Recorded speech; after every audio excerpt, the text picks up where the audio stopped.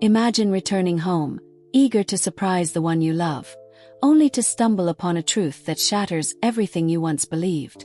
What begins as heartbreak quickly turns into a calculated quest for justice, as one man seeks to unravel the web of lies his partner has spun. Step by step, he crafts a plan, not just to confront her, but to make her feel the full weight of betrayal. This isn't just a story of revenge. It's a journey toward reclaiming lost strength and finding peace in the ruins. Will he find satisfaction, or will vengeance take him to an even darker place?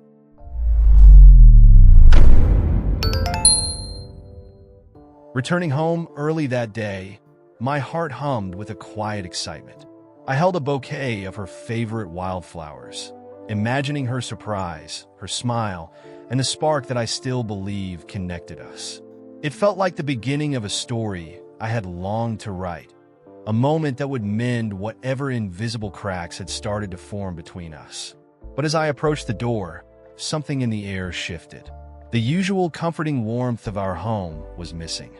Instead, a strange stillness hung in the atmosphere, mixed with something else, a barely audible murmur and the soft rise of laughter from down the hall. It stopped me in my tracks. My excitement faded, replaced by a knot in my chest that grew tighter with each silent step toward the closed bedroom door.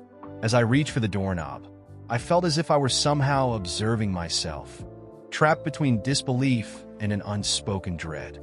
I took a shallow breath, the air heavy with a scent I couldn't place but that felt out of place. Everything felt distant, yet sharp. The walls, the light, even the muffled sound of voices beyond the door. It was then that I saw it, just a shadow at first, a faint silhouette against the dim light of the room. I stayed still, frozen, every laugh from within piercing me, every soft murmur cutting like a thin, cold blade. Her voice, so familiar and once cherished, floated through the air, a sound that should have brought comfort, but now only brought a kind of icy shock. I knew, in that very second, that this was a truth I could neither ignore nor rewrite. For a moment, I stood there, silent, letting the reality settle like an unwelcome guest. And then, like a force outside myself, my legs carried me back down the hall, out the door and into the open air. The flowers slipped from my fingers, abandoned on the step, a painful symbol of my unraveling intentions.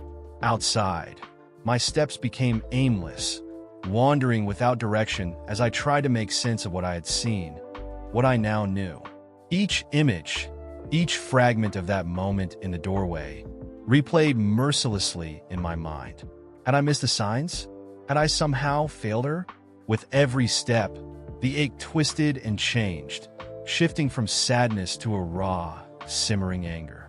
I found myself in a quiet, deserted park as night started to fall, the weight of betrayal pressing down on me with every passing second. I searched through old memories, moments of laughter, secrets shared, quiet touches in the morning light. How had it all been reduced to this? The love I thought we had built together now felt like a fragile illusion, shattered by a truth that had crept in behind a closed door. But as the hours passed, I felt something else begin to take shape. The sadness gave way to something colder, sharper, and more defined. Betrayal could not simply be swept away, I realized. No, this pain deserved to be met with justice of its own. If she could act so freely with my trust, then I would reclaim my own strength and ensure that at the very least the scales were balanced. That night, as the last of the day's light slipped beneath the horizon, I felt a quiet determination settle within me. I could feel a plan, an intention beginning to take form, like a faint but steady flame. Whatever she had started with her betrayal, I would finish on my own terms. Returning to the apartment felt surreal.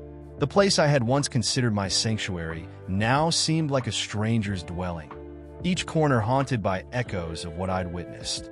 But I knew I couldn't let her see the turmoil beneath my skin. Instead, I gathered every ounce of calm, rehearsing a facade of gentle indifference. When I finally stepped through the door, I met her with a faint smile, every word and gesture carefully constructed to mask the storm raging within me. As the days passed, I became an actor in a story I hadn't chosen, playing the part of the devoted partner.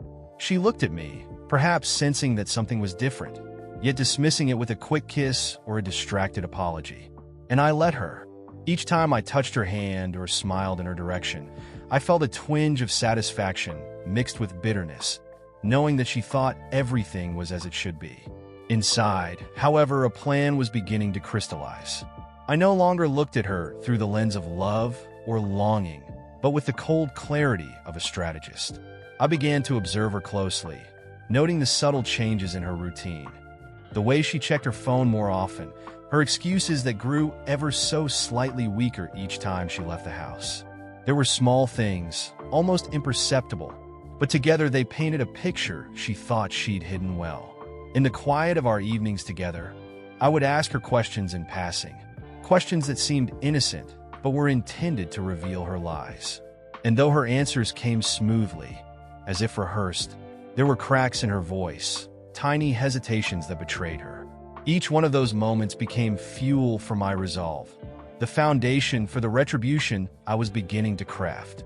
Days turned into weeks, and my subtle inquiries turned to silent observations. Every glance she cast toward the door, every brief smile she let slip after checking her messages was another piece in the puzzle. I soon had a name, Javier.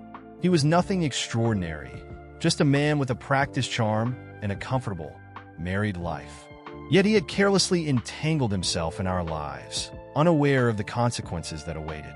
I found an odd satisfaction in learning about him. Each detail a small but satisfying fragment of the betrayal that had stolen my peace. The knowledge gave me back a sense of control over my shattered world. Each night, as she lay beside me, oblivious to the plans forming in the shadows, I grew more certain of the outcome. It wasn't merely about revenge, but about restoring some balance to the universe that her deception had upended. My every move, every moment of forced affection was a calculated step toward that end, each one weaving a web she would eventually find herself ensnared in.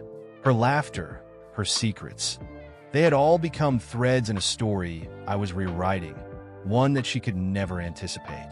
The more I studied her, the more she became almost a stranger to me, a stranger who thought she could weave lies without consequence.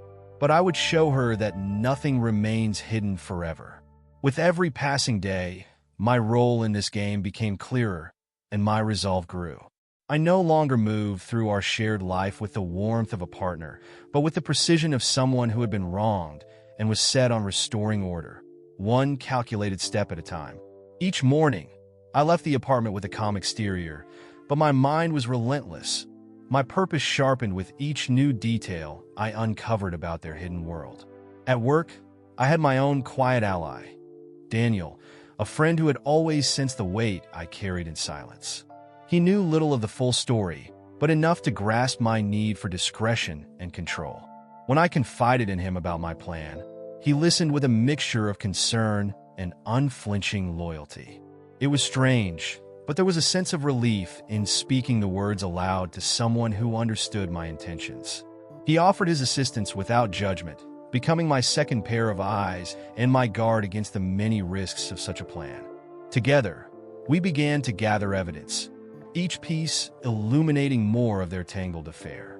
Photos, messages, even snippets of their conversations. It all started to accumulate, forming a tapestry of deceit that spoke volumes. What surprised me most was how easily she had slipped into this other life, hidden in plain sight. Javier had taken up a place in her world, as though it were his own, both of them seemingly unbothered by the risks they took. The more I uncovered, the more a strange calm washed over me. I felt less like a victim and more like an architect, laying the groundwork for an outcome that would honor what had been lost and remind them both that actions, no matter how secret, come with consequences. I wanted them to understand the depth of their betrayal, not through words or accusations, but through an unflinching confrontation with the truth they had worked so hard to hide. Every piece of evidence I collected seemed to build a wall between her and me. She felt the change. I could see it in her eyes. She'd ask if everything was all right, her hand reaching for mine, a small gesture that once might have softened me. But now, those gestures meant nothing. Instead, I would meet her touch with a practiced smile and a distant response, knowing full well that it only added to her uncertainty. In quiet moments, I almost found myself admiring her tenacity in maintaining her double life. She thought herself untouchable, believing her secrets were safely buried in whispers and closed doors. But she didn't realize that every moment she'd shared with him was now a part of my arsenal, each one silently shifting the balance of power back to me. As the days unfolded, the weight of my plan grew heavier, not in a way that burdened me, but in a way that gave me purpose. My life, once colored by her laughter and warmth, was now shaded in tones of dark resolve. Yet, somewhere in that darkness, I found a strange kind of peace. This was no longer about her. It was about reclaiming what I had lost, a part of myself that her betrayal had shattered. I knew the time for confrontation was near, and with each day, I grew more prepared to face it. She had built her own trap, thread by thread, unaware of the truth waiting to be unveiled. The day I had waited for arrived with a quiet intensity.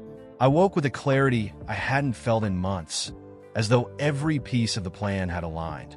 She left early that morning, and with each step she took out the door, I felt the weight of my intentions settle into place. Daniel was already waiting for me. Our preparations complete, the evidence gathered meticulously over time, now bound in a folder that told the story she'd never wanted me to know. Together, we walked toward the hotel where she and Javier had become careless enough to meet. It was a place that had no meaning for us, a place that seemed inconsequential. Yet today, it had become the setting of our last chapter together. The drive over was filled with a tense silence, the city rushing by, as I went over every detail in my mind, rehearsing each word, each step, as if I were preparing for a final act on an unfamiliar stage. I took the hallway in slow, deliberate steps, letting the calm of my decision seep into my bones. Outside the door, I paused, savoring the final moment of anonymity before the truth would descend on them. This time, it wasn't a shadow or a whisper I saw. It was her, and him, framed in the cold, fluorescent light. They hadn't noticed me at first, too caught up in their easy laughter and comfortable lies. But then, in a moment, their eyes found mine, and I could see the illusion shatter. There was a hush that settled over the room, one so profound it felt like the air had been sucked out. They knew, in a glance, that everything had unraveled.